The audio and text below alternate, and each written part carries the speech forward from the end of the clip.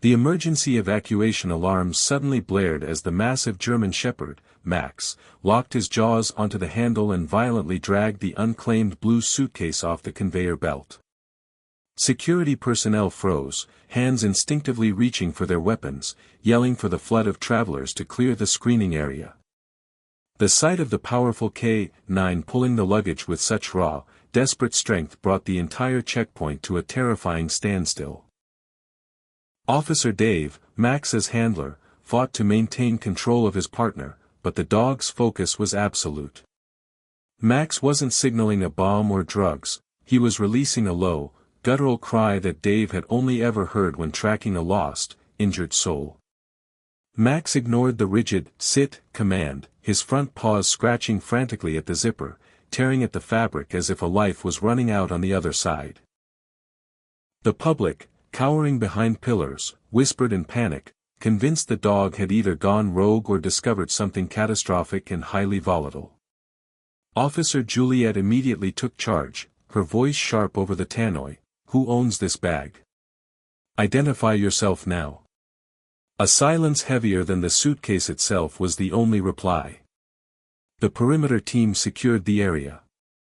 Was it a chemical agent? A prototype weapon? The crowd anxiously debated the worst possible scenario. But the truth, when Dave finally sliced open the bag's heavy-duty zipper, was a heartbreaking discovery that none of the hardened officers were prepared for. Stay with us, because this emotional true story of instinct and courage will leave you utterly shocked.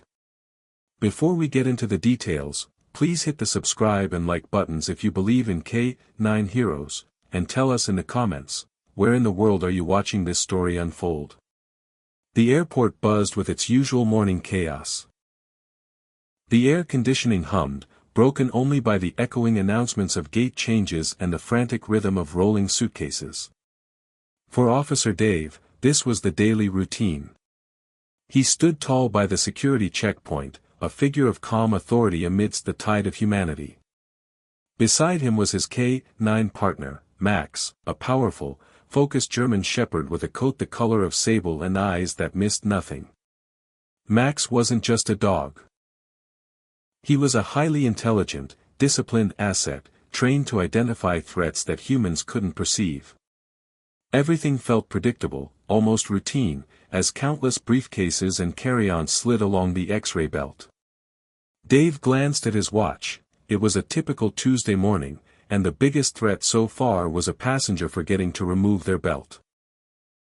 He gave Max a quick, almost imperceptible pat, and the dog responded with a gentle, controlled shift of weight, his focus remaining locked on the flow of luggage. Passengers streamed past, preoccupied with boarding times and travel documents, oblivious to the finely tuned machine of safety they were passing through. Dave and Max were prepared for the scent of explosives or narcotics, for the flash of an illegal item on the screen. But neither was prepared for the subtle, terrible disruption that was about to break the routine forever. Dave was focused on a nervous traveler fiddling with his laptop bag when a plain, faded blue suitcase rotated onto the conveyor belt. It looked unremarkable, the kind of luggage anyone might own, scuffed from years of travel. Dave barely spared it a glance, assuming it belonged to the gentleman now retrieving his electronics. But then, Max moved. The dog hadn't lunged or barked, but his entire posture had shifted. The relaxed focus vanished, replaced by a rigid tension that began at his tail and tightened up to his alert, pointed ears. His nose twitched rapidly, inhaling the air around the bag, trying to identify a scent that didn't fit the expected threat profile. Officer Juliet, monitoring the X-ray screen, spoke into her headset. "Hey, Dave, no corresponding tag or passenger for that blue hardshell.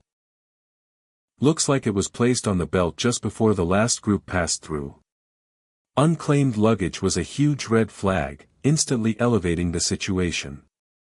It was a textbook dangerous protocol, a bag, abandoned, with no known owner. Max took a slow, deliberate step forward, his eyes fixed on the suitcase. He wasn't signaling a bomb, which would involve a controlled sit. Instead, he released a low, almost silent rumble in his chest. A warning, an intuition that something was deeply, profoundly wrong. The dog advanced, his 10 steps measuring the distance between him and the mysterious blue object. His focus was now absolute, hinting that this predictable Tuesday might not stay predictable for long. Dave felt a cold knot tighten in his stomach. This wasn't training. This was something else. Dave quickly approached the bag, his heart rate accelerating. He reached for the suitcase's handle, intending to move it to a secure secondary screening area, but the weight surprised him. It was dense, far heavier than its compact size suggested. Just as he gripped the handle, Max's control shattered. A deep, seismic growl erupted from the German shepherd's chest, a sound so primal it silenced the nearest conversations. This wasn't the trained, disciplined indication for a threat, this was a signal of major, critical concern. In the next terrifying instant, Max lunged. His jaws clamped down on the sturdy plastic handle, and with a surge of muscle Dave knew well, the K9 began to violently drag the suitcase off the conveyor belt. The heavy plastic scraped loudly against the metal edge, pulling the bag toward Max with terrifying speed. Dave yelled his dog's name, Max. Release, but the command was completely ignored. Max was fixed on the suitcase, his focus a terrifying display of raw instinct. Dave knew the protocol. A bomb dog sat, a detection dog scratched lightly. Max was doing neither. He was using brute force, pulling the luggage as if trying to rescue something precious that was stuck in a death trap. This was not a response for volatile chemicals. This was desperation. Dave, wrestling to restrain Max's harness, knew then that the contents were not what any scanner or human eye could anticipate. Max was telling him, in the only way he knew how, that the threat was here, it was immediate, and it required a primal, violent intervention. Dave finally managed to secure the suitcase, yanking Max back just far enough to prevent the dog from ripping the fabric entirely. The powerful K9 didn't stop, however. He dropped the fierce, aggressive growl and replaced it with a sound far more chilling, a frantic, high-pitched whine, the kind Max used when he located a lost hiker, injured and trapped. It was the sound of urgent distress, not detection. It hit Dave with the force of an actual explosion. Max wasn't alerting to danger, he was alerting to suffering. He was reacting as if something alive, and in critical danger, was crammed inside the hard casing. The airport was immediately locked down. Red flashing lights replaced the calm hum of the morning. Officer Craig rushed over with a specialized handheld scanner to check for chemicals, volatile gases, or any metal trigger. He swept the device over the blue shell, his face growing grim. Nothing. No residue, no common threats, no high-density metals detected. The results only intensified the terrifying uncertainty. Protocol demanded they wait for the bomb squad, a process that would take precious, agonizing minutes.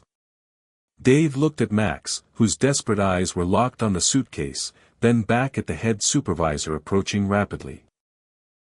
"Sir," Dave's voice was strained, "I know the book says wait, but Max has never broken protocol like this for a device. He's not signaling a bomb. He's begging us to open it. I believe there is a life in that bag." His words hung in the air, a massive gamble of his career and of public safety.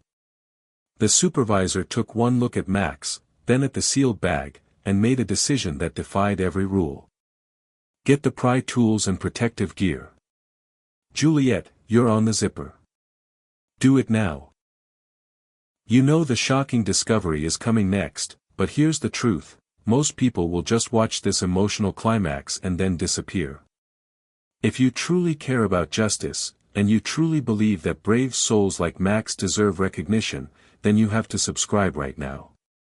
Don't be the person who consumed this powerful story and offered nothing back. Click subscribe, turn on the bell, and prove that you stand with the heroes. Don't let their sacrifice be silent." The checkpoint was silent, the entire world narrowed down to a single, blue, suspicious suitcase. Dave stood ready, his hand hovering over Max's tense harness. Following the supervisor's rapid-fire order, Officer Juliet, trembling, knelt beside the bag. She slid the heavy-duty zipper pull slowly, the sound an unnerving screech in the sudden silence. With a deep breath, she pulled the zipper all the way around the casing. As the lid was lifted, a wave of profound, collective horror swept over the assembled officers. The tension did not break with a boom, it broke with a soundless gasp. Crammed inside, curled into a fetal position and wrapped in a thin, tattered blanket, was a child. A tiny, fragile toddler, no more than 2 years old, with skin terrifyingly pale and delicate bruises visible on her arms and forehead. This was Silver. Her breaths were barely perceptible, shallow whispers against the silence of the checkpoint. She was cold, limp, and dangerously still. Dave felt the air leave his lungs. Not a bomb. Worse. Max, seeing his reason for desperation confirmed, released the most pitiful sound Dave had ever heard from him, a soft, high-pitched whimper, a sound of recognizing pain and the immediate relief that his frantic efforts had not been in vain. Juliet, her professionalism momentarily dissolving into shock, gently reached for the little girl, cradling the unconscious Silver in her arms. The sheer cruelty of the discovery, a child, treated like cargo and suffocated inside luggage, was sickening. Medical personnel, already on standby, rushed forward. Dave knelt, placing a hand on Max's head, and the dog leaned into his touch, his breathing labored. His instinct had been tragically, heroically correct. They had seconds to save the life that the K-9 had fought so desperately to expose. The instant Silver was revealed, the horror gave way to a surge of frantic action. Officer Juliet, tears streaming down her face, gently scooped the tiny child, still wrapped in the blanket, out of the suitcase and into the open air. The medical team, which had been standing by for a possible blast victim, rushed forward and surrounded the child. One medic immediately checked for a pulse while another quickly assessed her breathing. The diagnosis was terrifyingly immediate: weak, thready pulse, dangerously shallow, erratic breathing, severe dehydration, and indications of profound hypothermia. The cold, cramped environment of the suitcase had nearly stolen her young life. They had, at best, minutes. Dave felt a wave of nausea, barely holding himself together. He had been prepared for a metal device, an explosive, or a toxic substance. Not this innocent, silent victim of unimaginable cruelty. As the medics worked with furious precision, setting up 4 lines and administering oxygen right there on the airport floor, Max remained unnervingly close. He had moved from a state of frantic action to one of silent, vigilant protection. His whining had stopped, replaced by shallow, worried pants as he kept his nose low, almost touching Silver's blanket, monitoring her condition. The order was given. Immediate transport to the nearest pediatric trauma unit. The medics encased Silver in warming blankets and rushed her onto a gurney. As the team pushed the gurney out of the security checkpoint and toward the nearest ambulance bay, Max was right there, shoulder to shoulder with Dave, refusing to leave her side. Dave realized he couldn't pull the dog back. The K-9's protective instinct was overriding every single piece of training, and honestly, Dave didn't have the heart to stop him. The scene was chaos. Passengers were ushered back, security cameras whirring, and the sirens were approaching. When the gurney was loaded into the waiting ambulance, Max did the unthinkable. He attempted to jump in with her. Dave had to physically restrain him, his body heavy with the dog's emotional resistance. Max planted himself firmly by the ambulance's open door, a sentinel guarding his tiny, rescued charge. He only backed away when the medics slammed the door shut and the siren wailed, fading into the city traffic. Max let out a soft bark, a final, desperate check, and then stood stone still, watching the vehicle speed away, his entire focus depleted. Dave gently guided Max back into the now hushed terminal, the frantic urgency replaced by a chilling, heavy silence. The immediate fight to save a life was over, but the long, painful investigation into who put Silver in that dark box was just beginning. Dave looked down at his partner.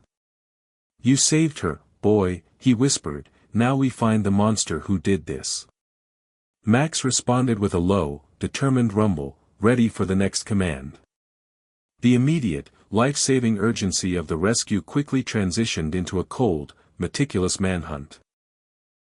Back at the airport, the secure room was converted into a temporary command center, filled with the harsh blue light of computer screens. Dave and the supervisor reviewed the endless loops of security footage, searching for the ghost who had dropped the blue suitcase. The footage was frustratingly sparse. They finally located the critical sequence. A figure, heavily hooded and wearing sunglasses, pulling the suitcase on a deserted stretch of the sidewalk outside the terminal, then quickly blending into a crowd and slipping the bag onto the conveyor belt just before melting away. The speed and calculated anonymity confirmed Dave's grim suspicion. This was no panic-driven abandonment, this was a planned crime, an act of cold-blooded disposal. Dave knew that the person who did this was fleeing. His primary task was establishing Silver's identity. The small blanket she was wrapped in contained traces of DNA and a faint, specific perfume scent, but no identification. Dave's team used facial recognition software on the child's image, cross-referencing it with missing persons reports. Within the hour, the database hit them with the terrible confirmation: Silver Holland, age 2, reported missing 3 days earlier from a quiet suburban home in the city's northern district. Dave immediately contacted the reporting parents, Sam and Dame Holland. The mother, Dame, arrived at the command center in a state of absolute, shattering grief and frantic hope, accompanied by Silver's father, Sam. Dame was pale, wearing the same clothes she had likely been reported missing in, her eyes raw and shadowed from sleepless nights. Seeing the suitcase on the screen, she instantly identified it as one they kept in the attic, confirming the kidnapping was likely the work of someone known to them. As she wept, she revealed the agonizing details of the last 72 hours, the dead-end tips, the cruel silence from the perpetrator. Dave gently explained that Silver was alive, currently stable but critical, which caused Dame to collapse into Sam's arms, sobbing in profound relief. Dave then pressed them, focusing on any family member or acquaintance who had a grievance or had recently fought them over the child. The name came out hesitantly, laced with fear and bitterness: Mirabelle. Mirabelle, Sam's estranged, emotionally unstable sister. The Hollands had been locked in a bitter legal battle with Mirabelle after she had become obsessively fixated on Silver, claiming she was a better mother and demanding custody. She had been barred from contact months ago. Dame described her as increasingly delusional and volatile. This information gave the investigation a target. Dave immediately instructed Officer Craig to run facial enhancement on the hooded figure in the security footage, focusing on any brief glimpse of skin or hair. The computer software worked for agonizing minutes.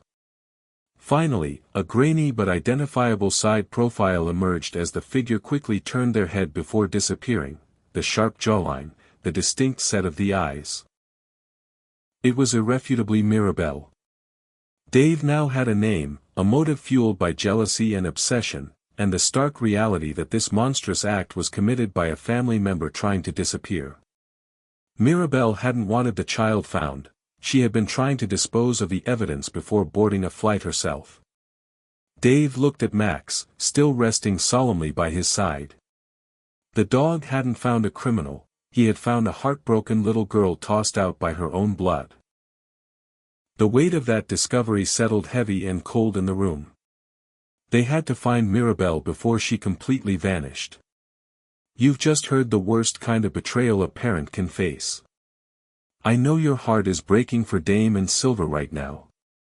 This story is not just about a dog, it's about the pure, desperate love of a mother and the evil that tried to destroy her family. If you felt even a fraction of Dame's pain and relief, I need you to show your support. Don't let this be another tragic story that the world quickly scrolls past. Hit the like button, subscribe to join the community that believes in justice, and then comment "Justice for Silver" below. Let's send a massive wave of support to the Holland family right now. The time for surveillance and paperwork was over. Now, it was time for Max to lead the hunt. Dave knew they couldn't waste another minute. Mirabelle was now officially a fugitive, highly unstable, and dangerous. The entire airport perimeter was being secured, but they needed a specific location. They needed Max's unique ability to track a scent with absolute fidelity. Dave carefully presented Max with a scent article. The pink blanket Silver had been wrapped in, still carrying the faint traces of the girl and, more importantly, the stronger, acidic scent of her captor, Mirabelle. Max's nose went instantly to the blanket, his whole body tensing again with focused intent, but this time, without the desperate whine. This was a mission he understood, tracking the one who had caused the pain. The command center emptied as Dave, Max, and a tactical team consisting of Juliet and Craig moved out. Max led them, ignoring the cacophony of the busy terminal, his nose low, pulling Dave with a steady, relentless force. The scent trail was surprisingly strong, confirming that Mirabelle had been in a frantic hurry. The trail led them directly away from the boarding gates, toward the chaotic, multi-level structures of the airport parking garage. The atmosphere shifted from the controlled chaos of the terminal to the damp, echo-filled concrete silence of the garage. The team moved cautiously, weapons ready. Max, however, moved with absolute certainty. He bypassed row after row of rental cars and personal vehicles, snaking through the columns, until he reached the lower, darker level. There, tucked against a support pillar, was an older, abandoned-looking sedan with tinted windows. Max stopped dead at the driver's side door, not barking aggressively, but letting out a low, challenging growl, digging his claws into the asphalt. Dave knew that signal. The quarry was nearby. "Police! Show yourself now!" Dave commanded, his voice echoing menacingly off the concrete walls. A sudden, sharp movement came from within the car. The rear door flew open, and Mirabelle scrambled out. She looked nothing like the calm, hooded figure in the surveillance footage. Her hair was wild, her eyes wide and bloodshot, her face streaked with tears and dirt. She was clearly panicked, delusional, and seeing her escape path cut off, she attempted to flee into the maze of parked cars. "Stop! Police K-9 unit! Stop immediately!" Dave yelled, but she was already running, a figure consumed by manic desperation. Dave unleashed his command, "Max, apprehend." The German Shepherd surged forward, not aiming to bite, but to cut off her path, executing a perfect containment maneuver. Max closed the distance in a blur, positioning himself directly in front of Mirabelle, barking a sharp, commanding series of snaps that made her skid to a halt. The sheer suddenness and intimidating presence of the massive K-9, teeth bared, was enough to stop her flight instantly. She froze, clutching her head, sinking onto the cold concrete with a hysterical, guttural wail. Dave rushed in, Juliet and Craig covering him. He quickly secured Mirabelle, snapping the handcuffs onto her wrists. She didn't resist, she was too far gone, muttering a chilling, nonsensical stream of words. "She should have been mine. They never understood. She belongs to me." Her delusion was absolute, justifying the monstrous cruelty she had inflicted. As Dave stood her up, Mirabelle's gaze fell on Max. A flicker of pure, irrational hatred crossed her face, acknowledging the dog as the one who had ruined her terrible plan. Max, unflinching, simply maintained his position, his breathing deep and steady.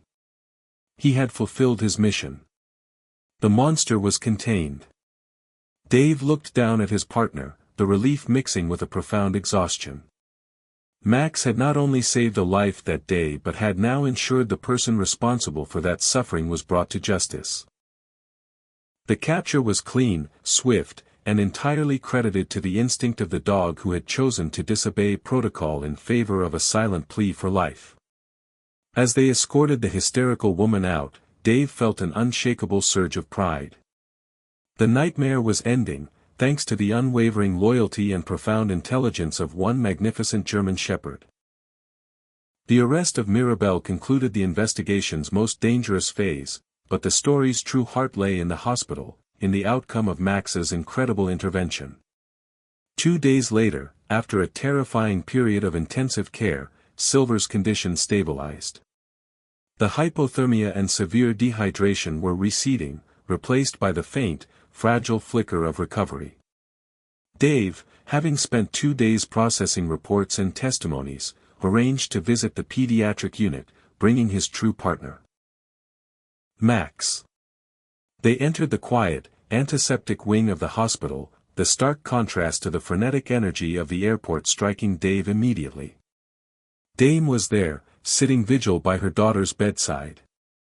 She looked weary but fundamentally different, the crushing weight of fear replaced by the profound relief of a mother watching her child slowly, painstakingly breathe on her own.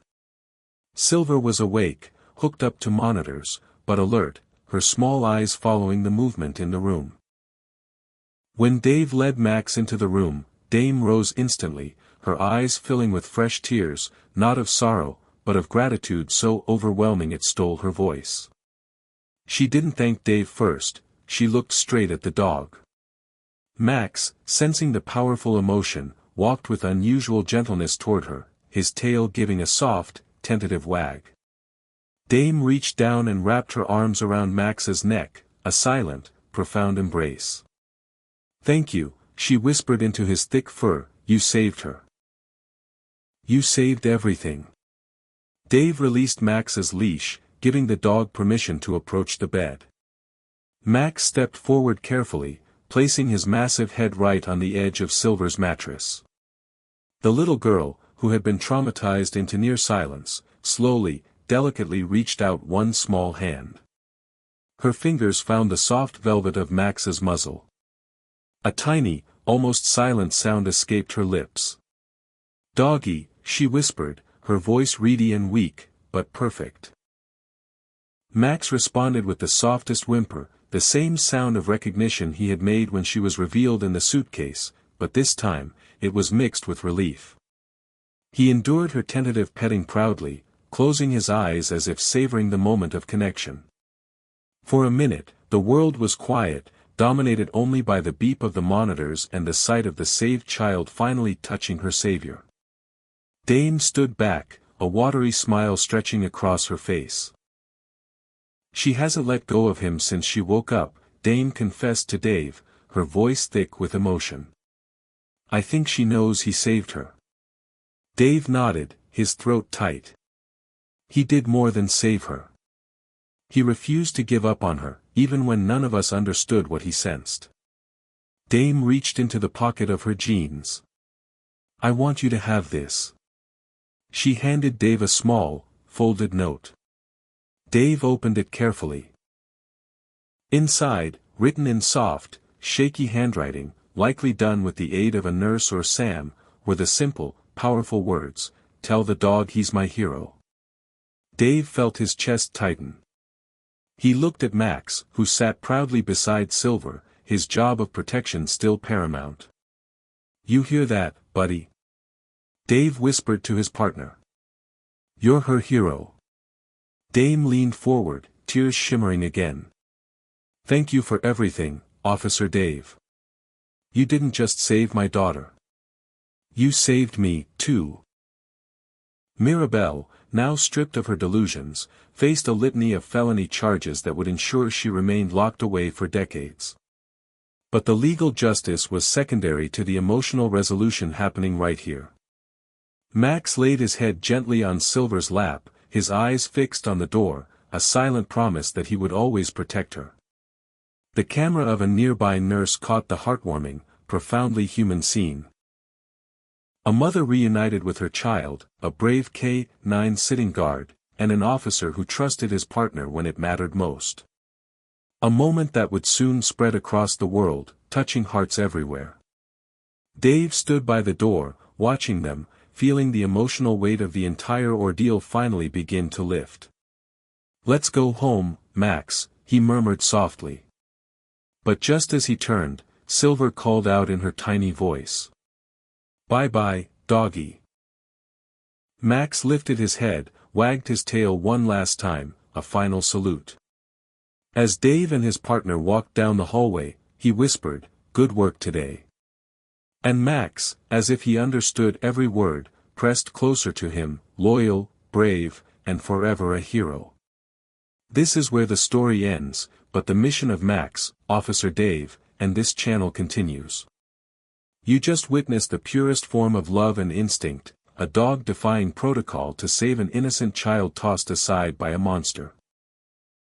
I'm not asking you to like or subscribe, I'm pleading with you to recognize the value of this truth. If this story moved you, if you shed a tear for Dame or felt that surge of relief for Silver, you owe it to them to make sure this story is never silenced. Don't let the algorithm hide this light.